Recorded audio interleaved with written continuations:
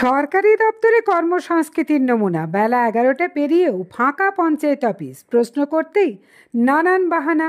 কারো সাফায় বাইক খারাপ তাই অফিসে আসতে দেরি, কারো বা সাফায় 7 বছর ধরে মাস মাইনা মেলেনি তাই ইচ্ছে মাফিক অফিসে আসা। কত জনের কত বাহানা। সরকারি দপ্তরগুলিতে কর্মসংস্কৃতির হাল নিয়ে বারবার অসন্তোষ প্রকাশ করে দ্রুত তা ফেরানোর কথা শোনা যায় মুখ্যমন্ত্রীর গলায়, কিন্তু সেই নির্দেশে কি আদৌ ফিরেছে সরকারি অফিসগুলোতে কর্মসংস্কৃতির হাল? বাঁকুড়ার ওঁদা ব্লকের মেদিনীপুর গ্রাম পঞ্চায়েতের নিত্যদিনের ছবিটা কিন্তু প্রশ্ন তোলার জন্য যথেষ্ট। বেলা 11টার পরের চিত্রই বলে দিচ্ছে মুখ্যমন্ত্রীর নির্দেশকে থোড়াই কেয়ার করে সরকারি কর্মচারীদের একটা অংশ। সরকারি নিয়ম অনুযায়ী বেলা 10টা নাগাদ গ্রাম পঞ্চায়েতে হাজিরা হওয়ার কথা নির্মাণ সহায়ক থেকে শুরু করে এক্সিকিউটিভ অ্যাসিস্ট্যান্ট, সেক্রেটারি ইনচার্জের।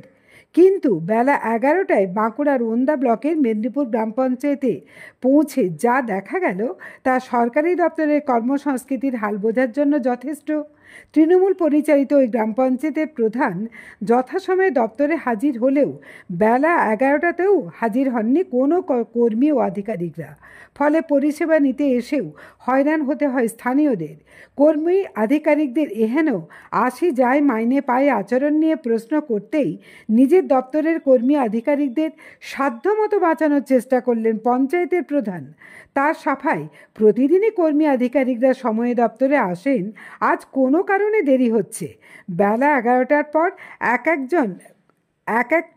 একজন কর্মী আধিকারিকরা এসে পৌঁছচ্ছেন ওই গ্রাম পঞ্চায়েতে। এসেই দেরির কারণ হিসেবে কেউ বাইক খারাপ হয়ে যাওয়ার অজুহাত দিলেন, তো কেউ আবার বললেন অস্থায়ী কর্মী হিসেবে কাজ করে এলেও 7 বছর ধরে কোনো মাইনেই জোটেনি তাদের কপালে। যখন সময়ে মাইনে মিলবে তখনই তারা সময়ে অফিসে আসবেন। দেখুন সেই চিত্র।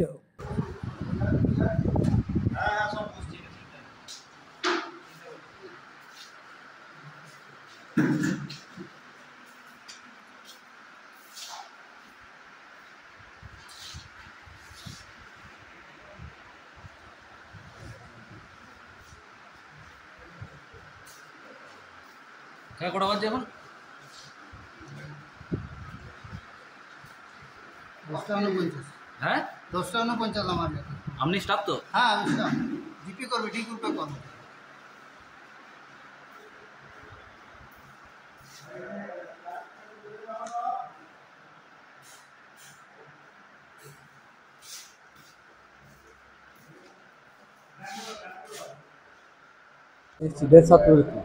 কেউ এসছে?